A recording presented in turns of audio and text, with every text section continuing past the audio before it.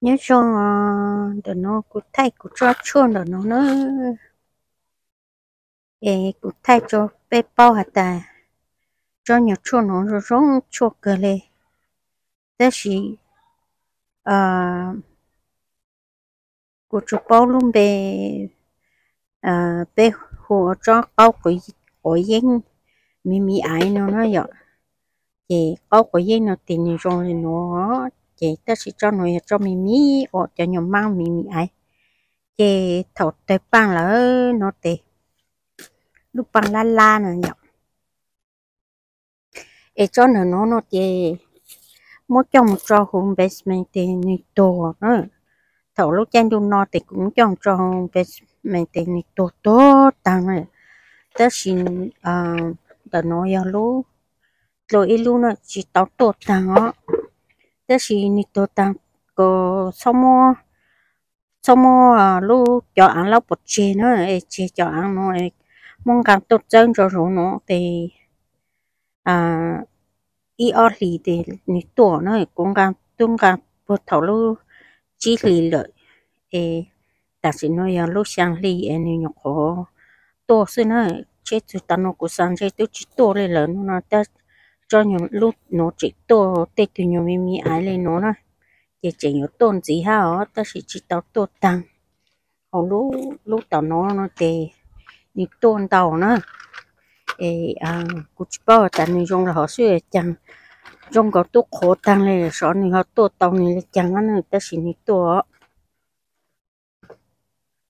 em dùng cho nó dùng cho tàu dạng nó cho nhiều nó thì lúc muốn lấy thì họ đi gì nó vậy ta chỉ lúc muốn lên thì bé hồ cho có của dân nó cho nhiều số sống suy mì ải ô mang thế na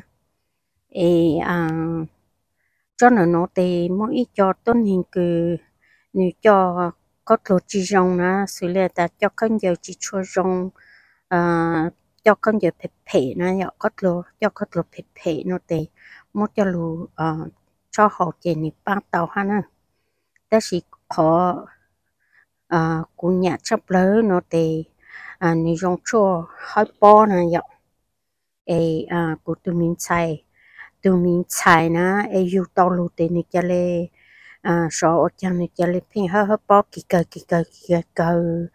ô bằng kỳ cờ le họ lên ni cũng có chuyện của ha ta chỉ ni ô bằng kỳ cờ nữa ye mua cho nó để bê luôn chỉ ha thầu tập để bằng á để bê luôn chỉ ha bê luôn bằng thì mua cho sống thì mua lúc cái thì mua chú thì mua cho nên nó như giờ mi ai là mua cho nên nó vậy chỉ giờ ta nên chỉ nó luôn nó thì như chỉ cần nó cái ha nó thì bê mua chậu cái cú thì bê mua lau cho nên cho mì thì nó nè vậy nó nên lúc mì thì nó tàu thì nó cho lấy rong nè vậy thì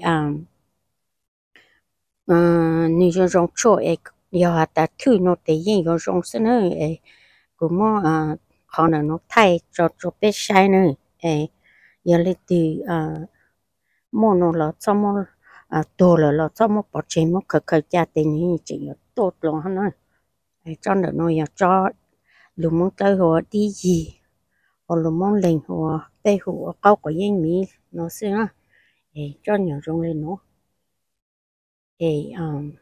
họ cũng cho nó thì rong chua hơi bỏ họ cũng cho xưa nữa anh rong chua đang đau dạng đó là yêu có lâu thì yêu chỉ xí đau dạng thì cũng cho rong chua hơi bỏ tây xưa nữa cho nên tôi chính cô ta xin phải học bỏ kỳ cờ nữa thì cũng một ý lúc cái cho nên nó thì cũng hành lấy cổ cháu ở ra cho nên là trong nên cũng hạt đại nên chỉ nó là cũng nên mi á chỉ nó là cũng nên là mất cho cái cho mi á hậu nó thì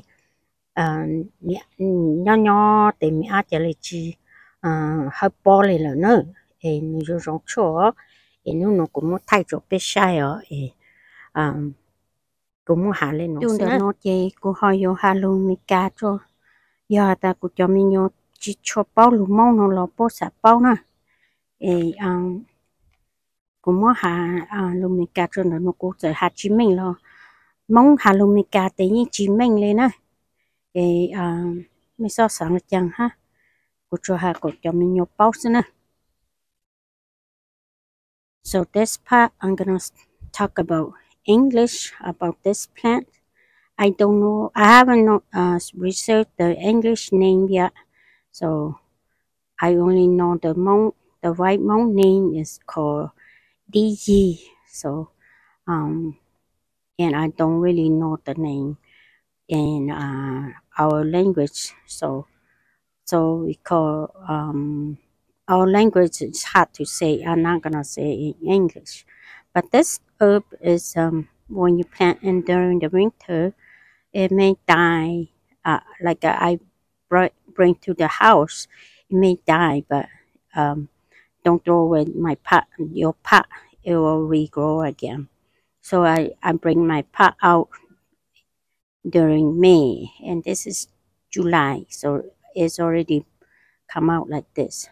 So this is good for wheezing. Like not if you not even cough, but you keep wheezing, feel wheezing. So use three tip, and when it's flowers, use three tip and three flower.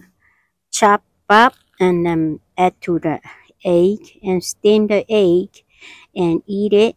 And you eat at least 3 times, like 9 leaf, 9 flower. It should be good. If you don't wanna, you can't eat egg. You just make tea and drink. It will help.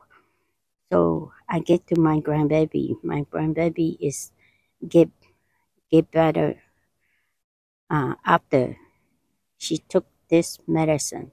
So this is medicine. So it's depend on you. So sometimes you use and not help. That's okay because an herb is not poisoning. It's good herb. So this tastes a little sour, but it's okay. So um, this is all I say in English. So hopefully you will understand. Ê, ô trâu cho có sai nữa. Ô trâu cho có sai ha. Con chuột của sai đã nói nữa. Thank you for watching. So this is it. So thank you very much.